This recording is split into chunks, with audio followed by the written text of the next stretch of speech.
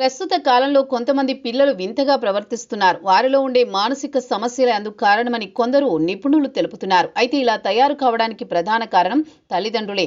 తమ పిల్లలను పెంచడంలో చేసే పొరపాట్ల వల్ల పిల్లల్లో మానసిక సమస్యలు ఎదురై వారి ప్రవర్తనలో కూడా తేడా ఉంటుంది.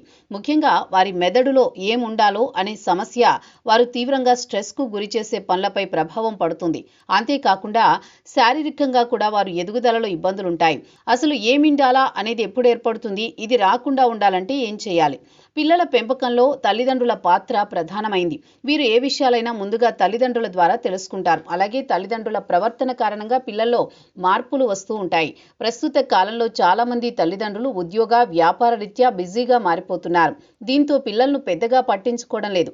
అంతేకాకుండా వారికి ఉన్న ఒత్తిడిని పిల్లలపై చూపిస్తున్నారు. కొన్నిసార్లు పిల్లలు తమకున్న సమస్యలు తెలుపుతూ ఉంటారు. ఉదాహరణకు హోంవర్క్ రాయలేదని, నిద్రలో కలలొస్తున్నాయని, పాఠశాలలో ఉన్న సమస్యలు చెబుతూ ఉంటారు.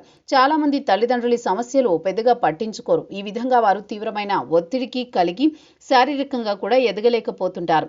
పిల్లల మెదడులో ఎమిండాలా అనే భయం ఏర్పడిన తర్వాత కార్టిసోల్ అనే హార్మోను రిలీజ్ అవుతుంది.